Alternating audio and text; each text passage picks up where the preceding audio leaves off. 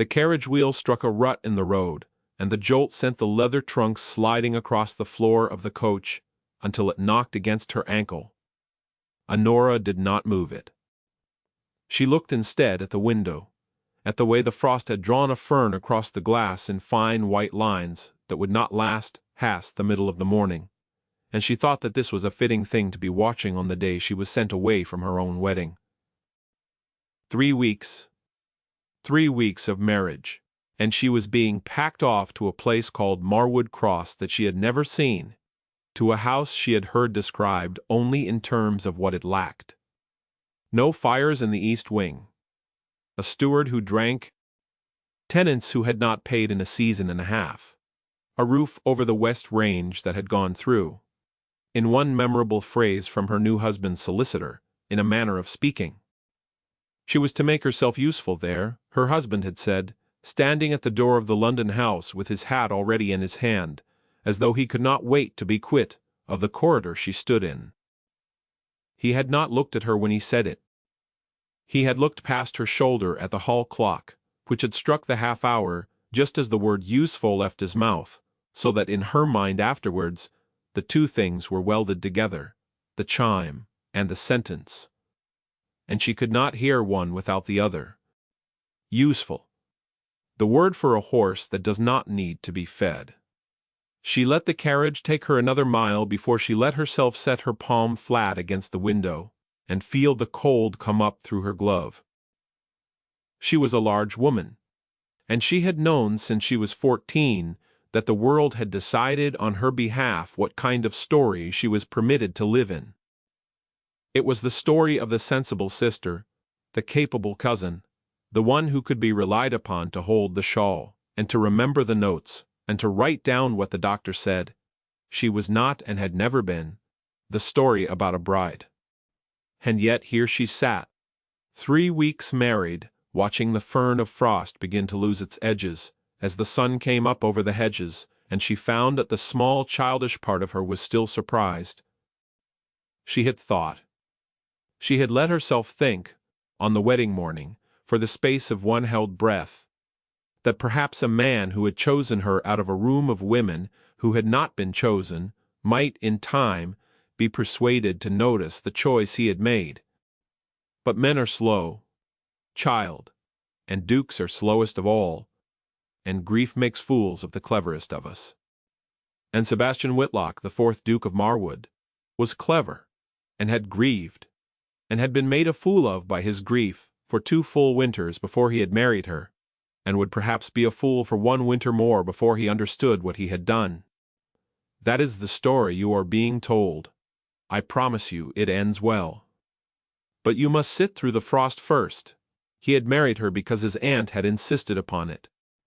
The house needed a duchess, the aunt had said, and the county needed to see him move on from his first wife's memory before the county decided for him that he never would. And Honora Ashcombe was of sufficient birth and sufficient poverty and sufficient plainness. The aunt had said it that way, plainness, as though it were a compliment about her character. To accept the office without pretending it was anything else. She would not require love. She would not, the aunt had said, expect it. Honora had heard every word of that conversation.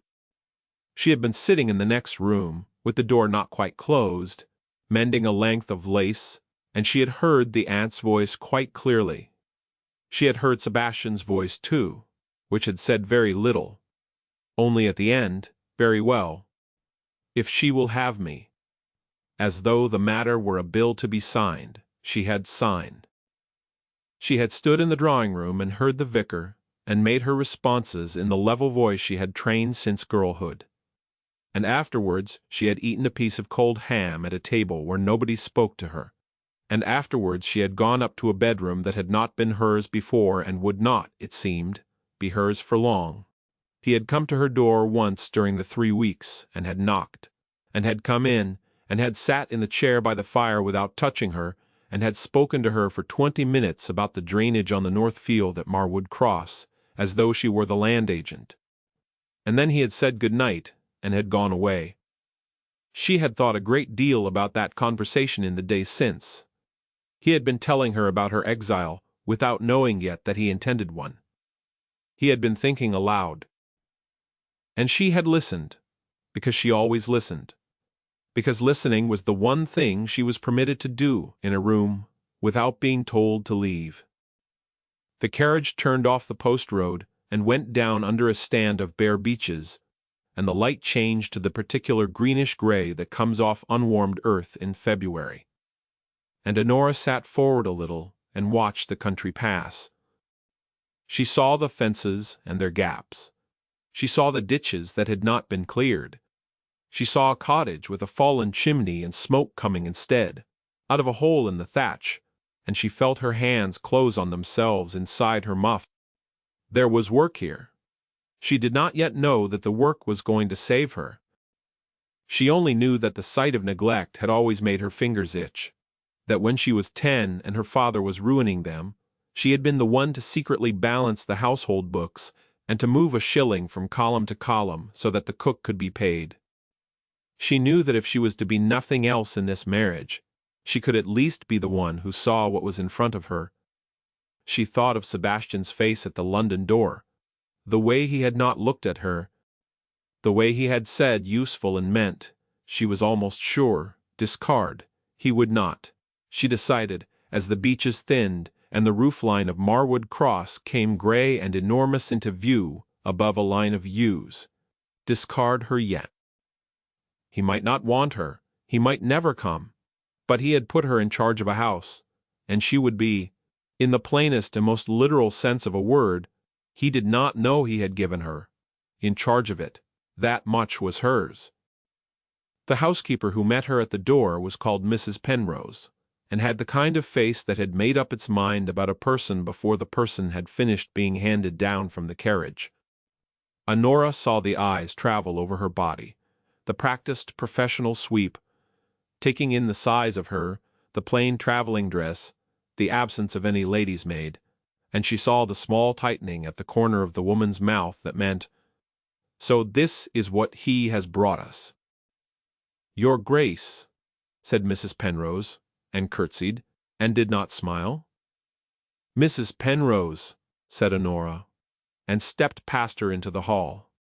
She had learned long ago that the first minute in a hostile room was worth an hour of any minute afterwards. She stood in the middle of the flag floor and let herself look, without hurry, at everything. The staircase, which was fine and wanted polishing. The tall window at the landing, which was broken in one small pane and had been stopped with a folded newspaper. The great fireplace, which was cold. The two tall footmen against the wall, who were, she noticed at once, not tall footmen at all but two thin boys, of about 17, in coats that had been cut for older, larger men. "You have been kept short of staff," she said, still looking about her. And Mrs. Penrose behind her drew a small, sharp breath, because it was not the observation of a duchess who was here for the ornament of the thing. "His Grace has not thought it wise to hire in the last 2 years, because there is no money, or because there is no interest." Mrs. Penrose did not answer at once. Honora turned and looked at her, and Mrs. Penrose looked back. And something happened in that look, a small, careful adjustment, on both sides, that Honora would remember afterwards as the first honest moment she had had in 3 weeks. "Both, Your Grace," said Mrs. Penrose at last. "Then we will begin with the second," said Honora. "The first we shall see about." She unpinned her bonnet as she spoke, and handed it to one of the boys, who took it as though it might bite him. She walked to the great fireplace and put her hand against the stone and felt how long the cold had been in it. She turned back to the housekeeper. "I should like tea," she said. "Not in the drawing-room, in the servants' hall. And I should like the account books, and the rent rolls, and whatever the steward has been keeping for the last 3 quarters. And I should like to know the name of every soul who works in this house, and every tenant who rents from it. Before I sleep tonight, Your Grace the steward." "Yes," said Honora, "I have heard about the steward. Send for him. And if he cannot walk here from wherever he is, than have him carried. Mrs. Penrose, who had a mouth built for disapproval, did not use it. Something very like the ghost of a smile moved across her face and was gone. "Yes, Your Grace," she said. That first night Honora sat in the servants' hall, with a cup of tea going cold at her elbow, and read, by the light of 2 tallow candles, that Mrs. Penrose brought her without being asked, the ledgers of a house that had been quietly bleeding for 4 years. She read the rent book, which was a work of fiction. She read the wage book, which was a work of grief. She read the tradesman's ledger, in which the same names appeared over and over with sums beside them that had not been settled since the late Duchess's death, and she understood, in the plainest way, why the tenants had stopped paying. They had stopped believing that anyone up at the great house was reading what they wrote. She read until 3 in the morning. Then she put the books away in a locked drawer. And she took the key, and she went upstairs to a bedroom she had never seen before. And she slept for 4 hours without dreaming. And she got up at 7 and began. And Sebastian, at that hour, was in London, in the study of the house he did not want to be in, drinking coffee that had gone cold, and looking at a letter from his aunt that he had no intention of answering.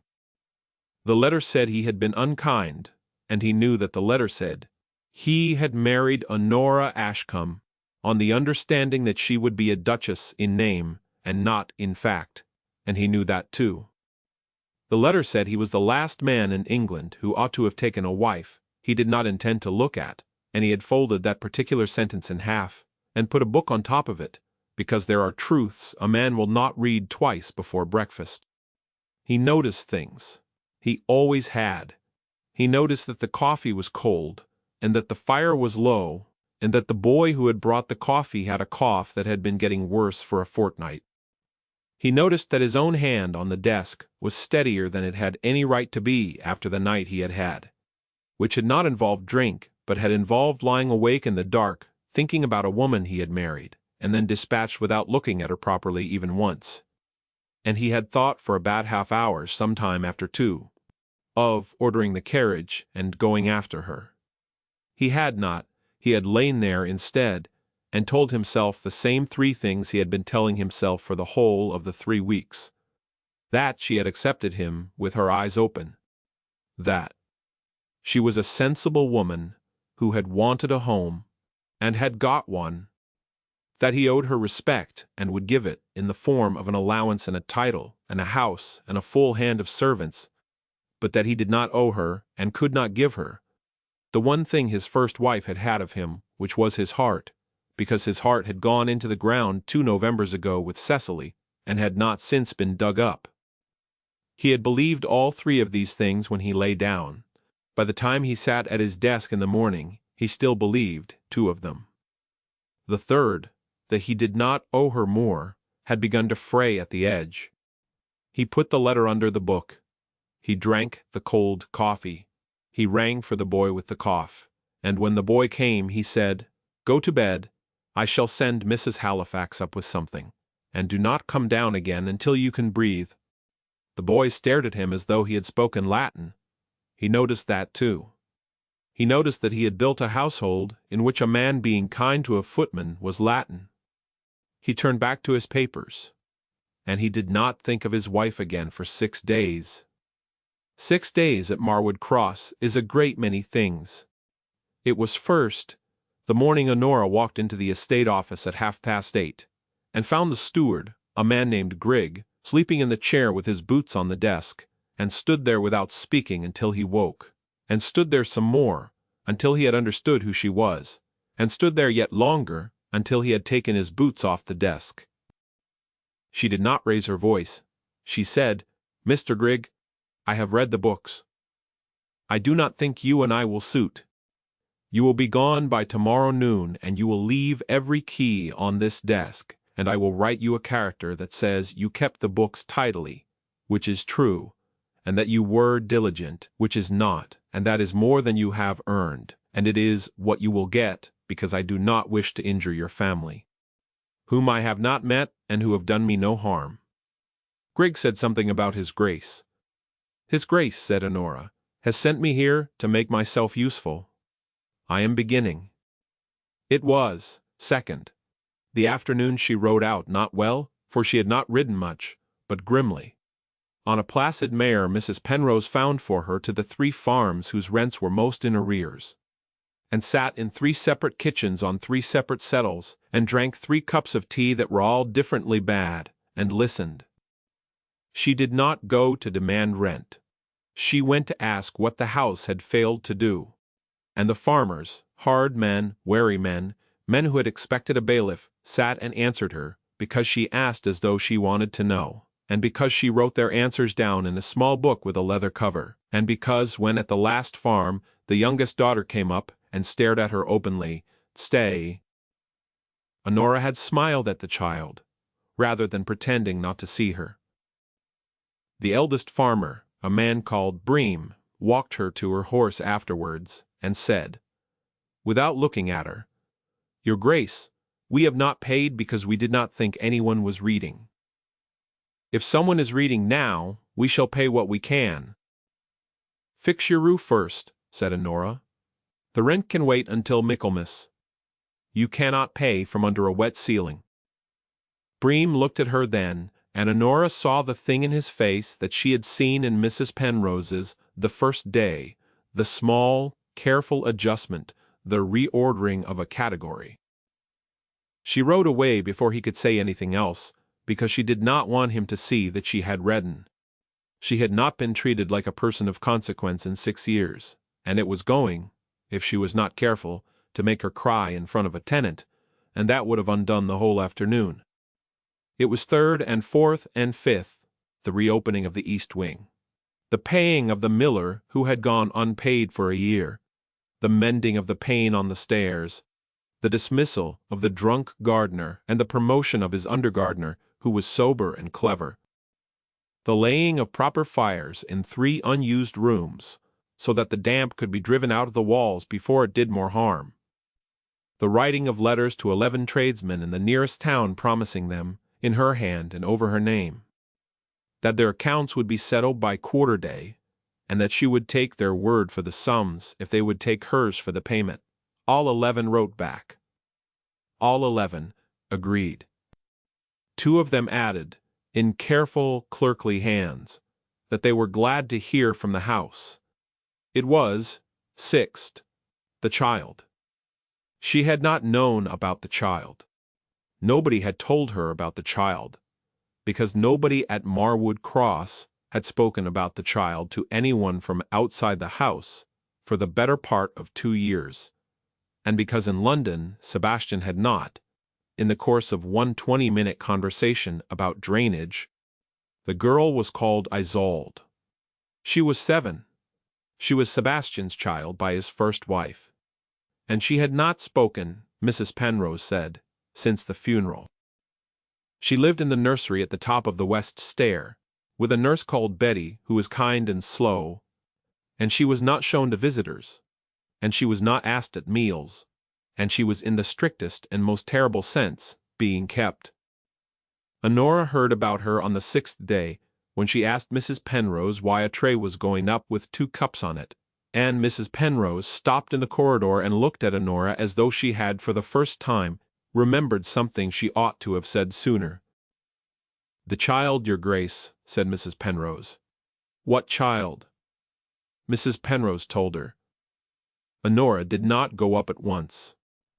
She stood in the corridor and let her hand rest on the wall, and she thought about the 20 minutes in the London bedroom, and the drainage, and the way Sebastian had said good night, and she thought, with a kind of cold, clean anger she had not known she possessed, that a man could sit in a room with a wife he had not chosen to want, and could speak for 20 minutes, and not mention a 7-year-old daughter who had not spoken in 2 years.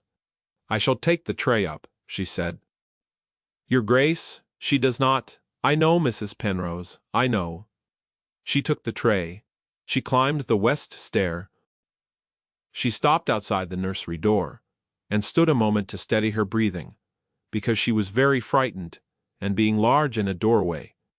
A frightened child had not expected was the sort of thing she had learned to be careful of long ago. She knocked lightly. She waited. She said, "It is Mrs. Ashcombe. I have brought your tea." She did not in that first sentence say Duchess, because a Duchess was a stranger, and Mrs. Ashcombe was at least a name. Nobody answered. But nobody had said not to come in, either, which for a silent child was as near a yes as one was likely to get. She opened the door with her hip, because her hands were full, and she went in. Isolde was sitting on the window seat.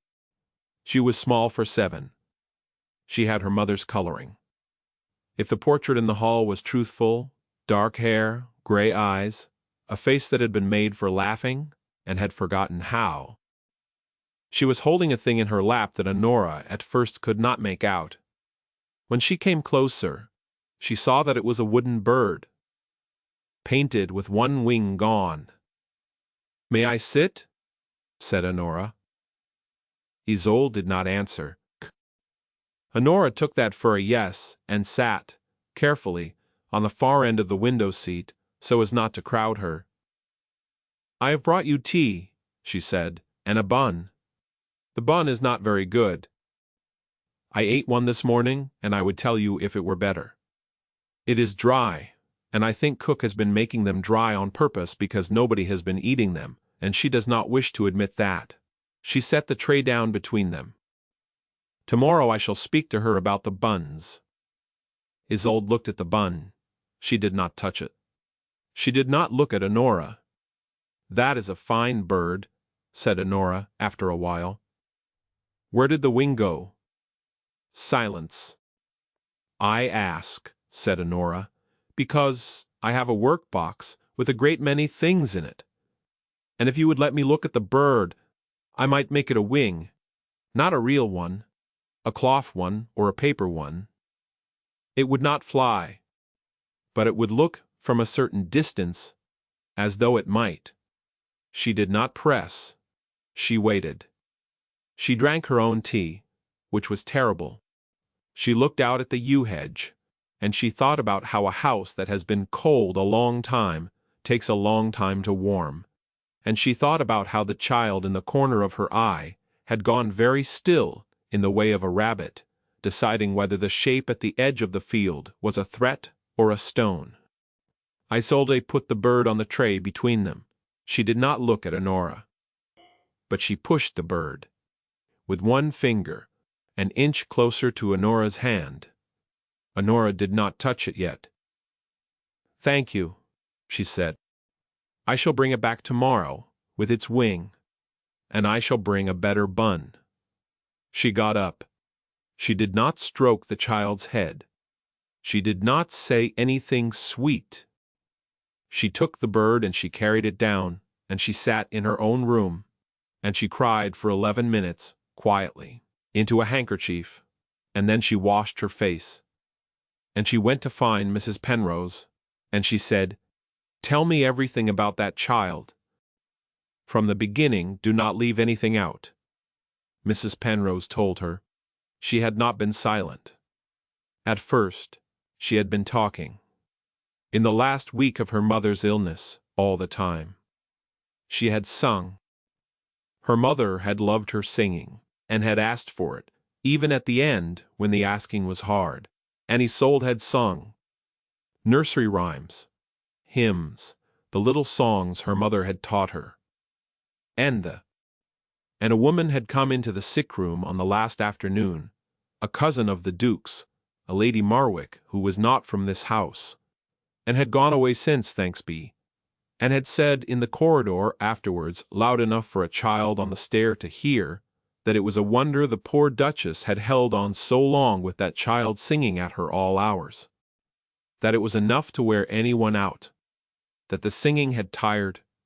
That the singing had made her worse. The Duchess had died that night.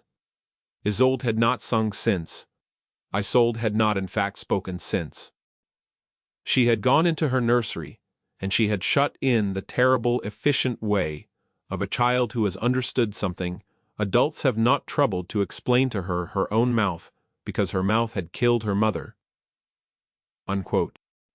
Honora sat in the servants' hall while Mrs. Penrose spoke, and she did not move a muscle of her face because Mrs. Penrose had told her this in confidence and had trusted her to hear it, and Honora had trained since girlhood not to show what a room did to her.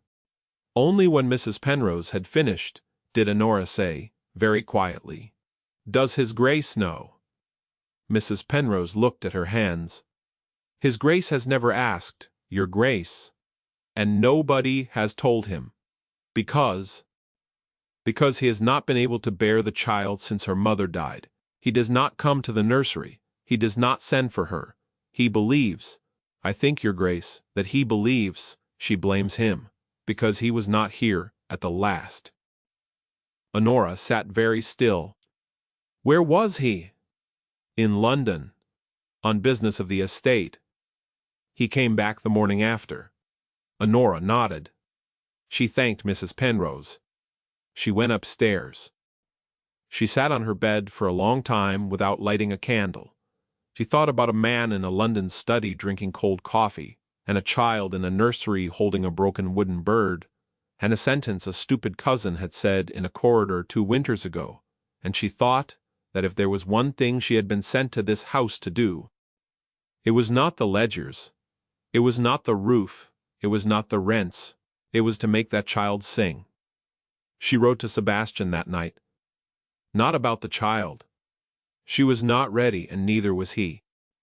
She wrote about the estate in the plain, unadorned way of a woman rendering an account. She listed what she had done and what she planned.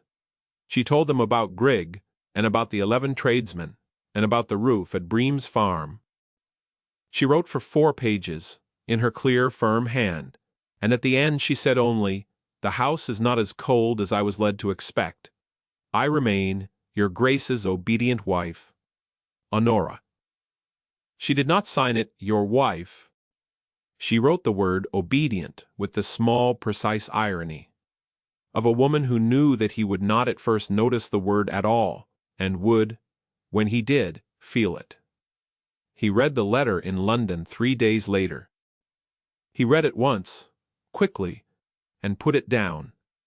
He read it a second time, slowly.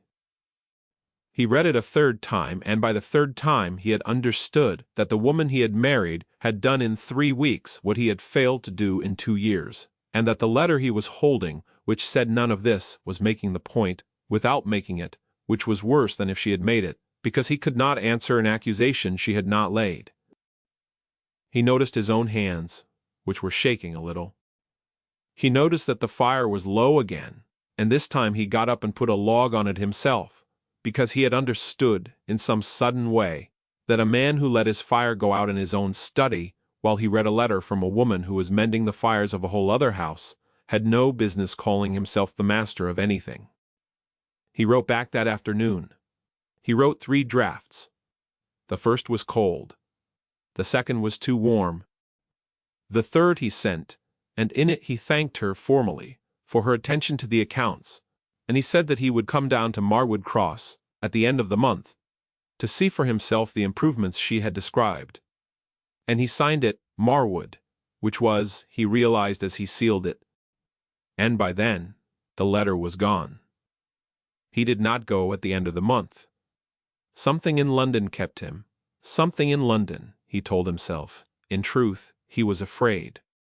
He was afraid because he had married her to be a placeholder, and she had refused, quietly and without complaint, to be one, and he did not know what to do with a wife who had refused a role he had cast her in. He was afraid because if he went down to Marwood Cross and found the house warm, he would have to sit in it with her, and he had not sat in a warm house with a woman since Cecily. He waited until April. He waited until the first primroses were out on the London squares, and he could pretend to himself that he had waited for the roads to be good. Meanwhile, at Marwood Cross, Honora had taken tea into the nursery every afternoon for 11 weeks. She had brought on the second day the mended bird. The new wing was of blue silk, cut from the lining of her second-best pelisse, because she had nothing else blue enough, and she did not mention this to Isolde, and Isolde did not ask. She had brought books. She had read aloud from them without demanding anything back. She had read poetry, which she loved, and Miss Edgeworth's tales, which she found instructive, and, in the 5th week, a very battered copy of Robinson Crusoe that she had found in the library, which turned out to be the great success of the campaign. Because Isolde would put her chin on her hand and listen to Crusoe's misfortunes as though he were a personal friend. On the 9th week, Isolde had spoken. She had not meant to. She had been listening, and Honora had come to a part where Crusoe was making a table, and Honora had said in an aside that she had never understood how a person made a table, and Isolde had said, without looking up, "You cut the legs the same?" Honora had not moved. She had said, the same voice she had been reading in, "Do you cut them all at once, or one at a time?" "One at a time," said Isolde. "But you measure them all together first." "I see," said Honora. And she had gone on reading, and Isolde had gone on listening, and neither of them had said, and neither of them ever afterwards said, that a thing had just happened in that room that could not be undone. By the 11th week, Isolde spoke a sentence a day. 12, and she spoke 10. Mad. 13, and she asked Honora at supper, for she was taking supper with Honora in the small parlor now. Because Honora had said, casually, on a Tuesday, that she was tired of eating alone and would Isolde consider joining her, whether they might one day, when the mornings were warm enough, walk to Bream's farm together. Because Honora had spoken often of Bream's youngest daughter, whose name was Paul. "Yes," said Honora. "Yes, my love, we shall." She did not know she had said "my love" until she had said it. Isolde had not corrected her. Isolde had instead pushed her plate an inch closer to Honora's, in exactly the way she had once pushed the wooden bird, and had gone on eating. Honora did not cry at the table. She waited for her room. She had not sung. She had not yet sung, and Honora had not asked her to. Honora had understood from the start what the singing meant. She had spoken to Mrs. Penrose and to Betty, and they had all three agreed, without ever quite saying it, that if a song came, it would come in its own time, and by no coaxing. But something had begun to shift. In the 14th week, Isolde had come down at dusk into the library, where Honora sat at the great desk with the account books, and had climbed, without asking, into the low chair by the fire, and had gone to sleep there while Honora worked. Honora had not moved for an hour, so as not to wake her. She had done the columns of a whole month's expenditure, with the child breathing evenly by her elbow. And she had thought, with the small clear certainty of a woman who has waited a great while to be sure of anything, that whatever came next, this hour was hers, and could not be taken. Sebastian arrived at Marwood Cross on a Tuesday in April, without warning, at 4 in the afternoon. He had meant to send word ahead. He had meant to. But he had in fact ridden alone from a coaching inn 10 miles off, because he had wanted, though he did not admit this to himself in so many words, to see the house without the house, being ready for him, and say, he had wanted to know what she had made of it when she thought he was not coming. He came up the drive at a walk. He noticed at once that the drive had been re-gravelled. He noticed that the gatehouse, which had been shut and dark for 2 years, had smoke coming out of it, which meant that somebody was living in it again. He noticed a hedge that had been laid, and a ditch that had been cleared, and a paddock that had a horse in it that had not been there when he left. He noticed and noticed and noticed, and by the time he came round the last curve and saw the great gray front of the house, he had noticed enough to feel, for the first time in many months, something like shame, which is only what noticing turns into when a man understands he has been the one absent from what he sees. The front door was open. This surprised him. In his father's day, and in his own, The front door of Marwood Cross had stood shut against the country, except on the greatest days.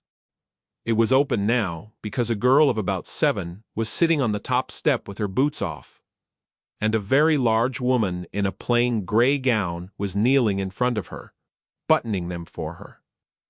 The girl was talking. Sebastian pulled the horse up.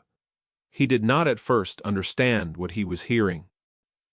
He heard the girl's voice, which he had not heard since she was 5, and it was different, deeper, more solemn, but it was his daughter's voice, and it was saying, quite clearly, "Mama, Honora, if we go to the beaches, may we take bread for the ducks?" Mama Honora.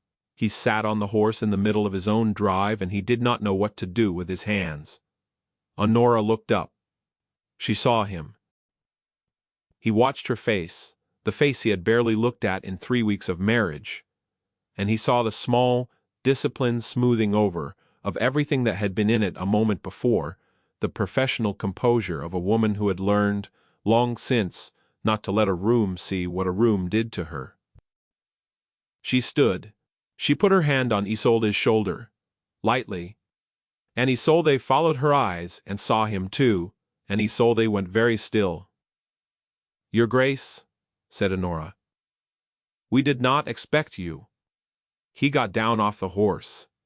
A boy, one of the tall footman boys, taller now, or perhaps only better coated, came from around the side of the house and took the reins without being called, and Sebastian noticed this too, because he had not, in his own boyhood, been able to arrive at Marwood Cross without shouting for someone.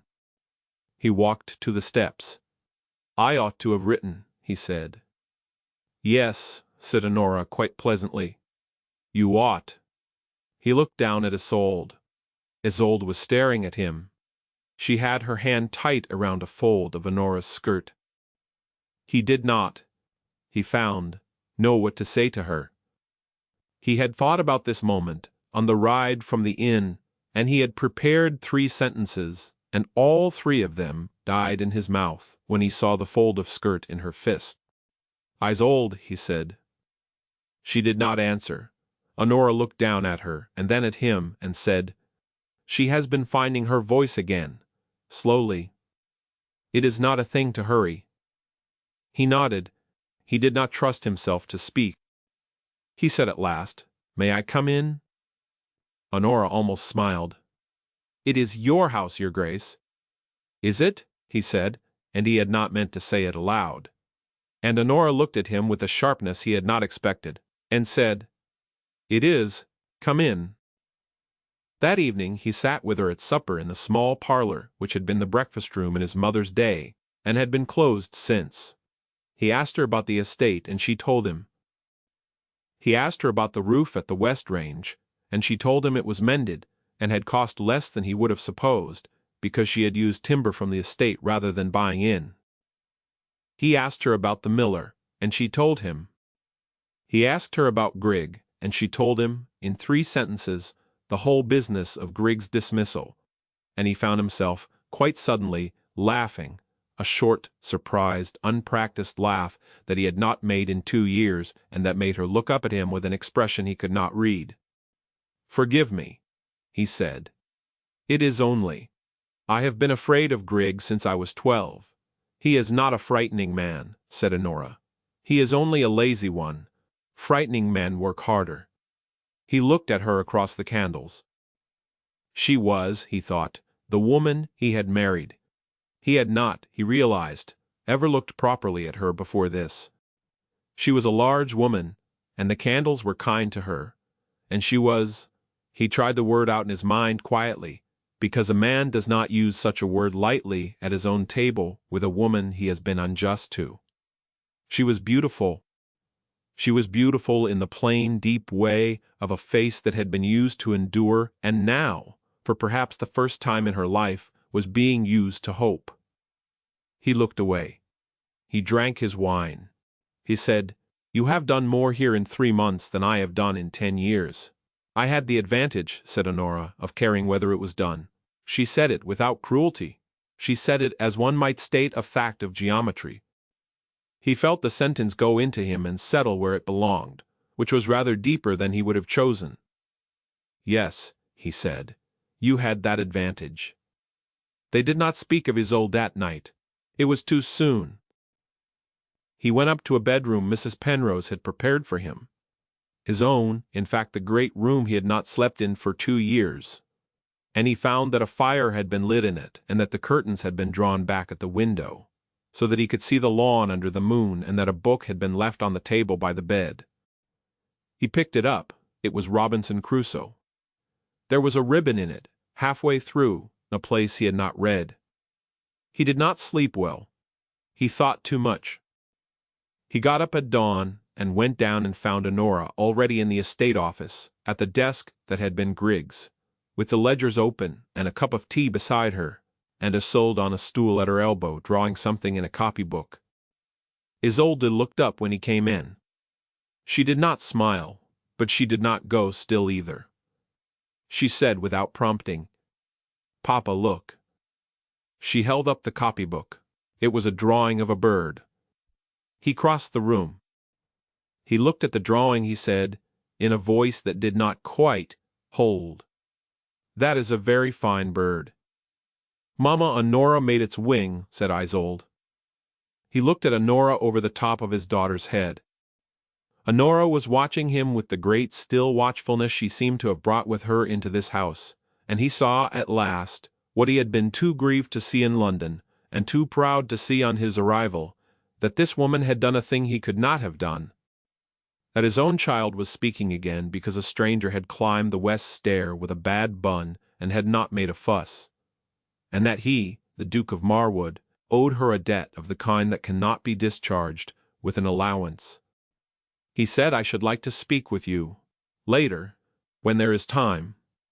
"There is always time," said Honora, "for the master of the house." He heard in that the small, precise irony he had felt in her letter. He met her eye. He said, "It is not the master of the house who wishes to speak. It is the man." Honora did not answer at once. She looked down at the ledger. She said, "Then you shall find me in the library at 5. When the child is at her tea." He did. It was a long spring, and then a summer, and then an autumn. I shall not, child, tell you the whole of it. Because a story that is truly a story has a shape, and the shape of theirs was made of very small things that would not, if I listed them one by one, sound like anything. It was made of the afternoon. He came home from a ride and asked quite naturally at the door where Isolde was, and was told she was in the kitchen, learning to make jam, and he went into the kitchen, without changing his coat, and stood in the doorway watching his daughter, and his wife with sugar up to their elbows.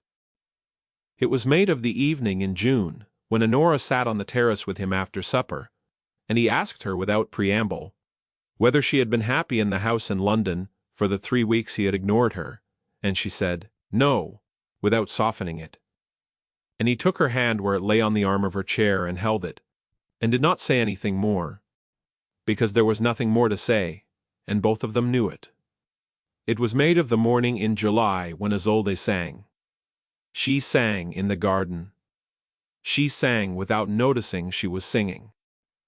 She was walking along the path between the lavender beds, with a basket cutting stalks, with a pair of little scissors Honora had given her, and she was singing under her breath a hymn her mother had loved and had taught her, and Honora heard it from the terrace, and Honora put down her cup.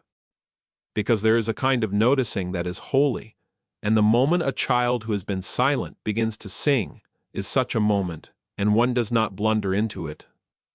Sebastian was beside her. He heard it too. He looked at Honora, and Honora looked at him, and neither of them spoke, and Isolde in the garden sang the whole first verse and half of the second, before she noticed that she was singing, and then she stopped, and stood very still on the path, and looked up at the terrace with her small face gone white. Honora got up. She walked without hurrying down the terrace steps, and across the gravel to the child. She knelt in front of her. She said, "That was beautiful, my love. Your mamma would have loved to hear it." Isolde looked at her. "Are you sure?" she whispered. "I am sure," said Honora. A mother loves to hear her child sing. Whatever anyone once said in a corridor was a lie. Do you understand me? A lie, told by a stupid woman who was not your mother and did not know your mother. Your singing did not tire her. Your singing was the last happy thing she heard. Isolde looked at her for a long time. Then she put her arms around Honora's neck and she said into Honora's shoulder, "Sing with me." And Honora, who did not sing well, and had never sung in company since she was a girl, sang. Sebastian watched them from the terrace. He watched his wife, a large woman kneeling on gravel in a plain gown, singing a hymn very badly with his daughter, and he understood, with the completeness of a man who has finally stopped arguing with what is in front of him, that he loved her, that he had perhaps begun to love her the afternoon. He came up the drive and saw her buttoning his daughter's boots on the front steps, that he was not, and would never again be, the man he had been in the London study. He went down the terrace steps. He did not interrupt. He waited until the hymn had ended, and until Isolde had wiped her face on Honora's shoulder, and then his own. Then he said quietly, "Isolde, go and find Mrs. Penrose. Ask her for a glass of cordial. I should like a word with your mamma, Honora." Isolde went. She looked back once at the door. Then she was gone. Honora stood up slowly. She brushed the gravel from her skirt. She was, he saw, afraid of what he might say, of what she had permitted herself to feel, of the mamma Honora that had come so easily out of the child's mouth and would not come out of it. And he understood, again, that she had trained since girlhood not to hope, and that this house had made her hope, and that he had it in his power now to break her or to keep her, and only one of those things was going to happen while there was breath in him. "Honora," he said. It was the first time in 8 months of marriage he had called her by her name. "Sebastian," she said also. The first time. "I have been," he said, and stopped, because he had prepared a speech on the ride from the terrace, and it was, he found, useless. He began again, "I have been a bad husband, I know it. I do not ask you to forgive me for it because I do not think I have earned that yet. But I ask you not to leave this house. I ask you to stay in it. I ask you—" "I was not going to leave," said Honora. "No," he said, "I know. I only— Honora, I love you." He said it plainly. He said it without ornament. He said it the way a man says a thing he has been holding under a stone for weeks. Honora did not answer for a moment. Then she said, "Do not say it, if it is only gratitude." "It is not only gratitude," he said. "Gratitude I owe you also. But this is not that." "What is it then?" "It is," he said, "that I came here in April to see a house you had mended, and I found that you had mended the house, and the child, and me. And I have been walking about it for 3 months, trying to think of how to tell you so. And every time I open my mouth, I say something about the drainage instead." She laughed. She had not, he thought, laughed like that in front of him, before it made her whole face different. "Sebastian," she said. "Yes, I did not marry you thinking you would love me, I know. I married you thinking I would be useful, and that it would be enough." "I know. It is not enough," she said. "No," he said, "it is not." He took her hands. They were large, capable hands, ink on the fingers from a morning of ledgers, a smudge of lavender oil on the wrist. He held them. He said, "Then let it be more." She looked at him. She was not, he thought, a woman who cried readily. She was crying now, quietly, without ceremony, the way she did most things. She said, "You will have to tell me. Often, because I will not, at first, believe it." "I will tell you every morning," he said, "for as long as it takes." "That is a great many mornings I have," he said. "A great many mornings." He kissed her then. He kissed her on the gravel path between the lavender beds, in front of the terrace, and the open windows and the two gardeners, who were pretending very hard to be looking at a bed of stalks. And he kissed her the way a man kisses a woman he has finally understood he loves, which is not tidily, and not practiced, and not, on that first attempt, particularly gracefully, because his hand caught in the pin at her collar. And she made a small, startled sound of laughter into his mouth, and he laughed back, and Isolde came running out of the house, shouting that Mrs. Penrose had said the cordial was elderflower. And Honora went to meet the child with both hands out, and Sebastian stood on the path and watched them. And he thought, with the small, clear certainty of a man who has waited a great while to be sure of anything, that this hour was his, and could not be taken. The rest of it, child, is short. There was, as there so often is in these stories, a scene in a great room in front of witnesses, because such things must happen out in the open before they are really believed. It came in November, at the county assembly, which the new Duchess of Marwood attended for the first time on her husband's arm, a large woman in a gown of deep green silk, cut for her exactly, with her hair done simply and her hands ungloved because she had forgotten her gloves in the carriage, and would not, when Sebastian offered his, wear his either. Because she was, she said, done with borrowing what she had a right to. Lady Marwick was there. It was the same Lady Marwick who had in a corridor 2 winters ago said the thing about the singing. Nobody had told her not to come. Nobody in this county told Lady Marwick not to come to anything. She came, and she took one look at Honora on the Duke's arm, and she said, in the carrying voice of a woman who had never in her life been asked to lower it, "Good gracious! So this is the one. Marwood, my dear, I had heard she was a large woman, but really the room went quiet. It was the particular quiet of a room that had been waiting in fact for this precise sentence, and was not sure whether to laugh or to be shocked. Sebastian did not raise his voice.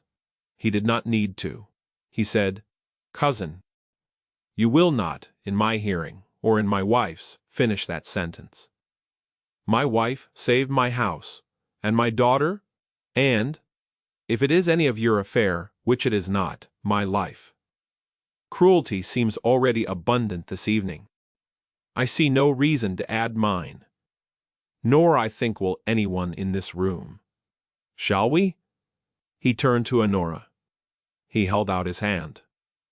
Honora took it. They walked past Lady Marwick into the room, and the room, in the particular way of English rooms, when they have decided which side they are on, closed behind them, and left Lady Marwick standing alone by the door with her fan halfway up, and no face to put over it. Isolde, who was too young for the ball but had begged to be brought as far as the carriage, sat up all night with Mrs. Penrose to hear about it, and made Mrs. Penrose describe her Mamma Nora's gown 3 times. The dead were not erased. Cecily's portrait stayed on the landing of the west stair where she had always been. Isolde's mother was spoken of freely at the supper table. A hymn she had loved was sung by Isolde at Christmas, with Honora at the pianoforte, playing badly, and Sebastian standing behind her, turning pages he could not read for the tears in his eyes. And one evening, in the following spring, when Honora sat at her desk in the estate office writing to a tenant, Isolde came in and stood by her elbow and said, without preamble, "Good night, Mamma, not Mamma Honora, just Mamma." Honora did not look up at once. She finished the sentence. She was writing. She capped the ink. She turned. She said, "Good night, my love." Isolde went out. Honora sat for a long time in the empty room.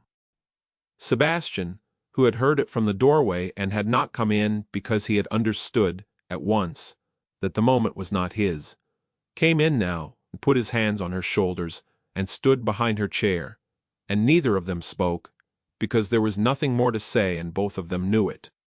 She had, when she came to Marwood Cross that February, thought she was being sent to be useful. She had thought the word useful was the coldest thing that could be said of a woman. She had learned, in the years since, that a woman could be useful and also chosen, and that the two things did not, as she had feared, cancel one another, but joined, and that the joining was the whole point. She had also learned, though she would never have said it aloud, that a bird with a wing of blue silk cannot fly, but it can, from a certain distance, look as though it might, and that was, sometimes, enough. Enough to put on a copybook, and enough to hand to a father, and enough to begin the greater mending of a house. She was, in the end, what she had refused to be at the beginning. Not useful. Not a placeholder. Not a discharge of an obligation. Not a duchess in name and not in fact. She was the one who stayed. And that, my dears, is where I leave them, with a hymn sung badly in a warm room, and a portrait on the landing that nobody covers, and a large woman at a desk in an estate office who does not, any longer, need to sign her letters obedient, because she is, at last, known,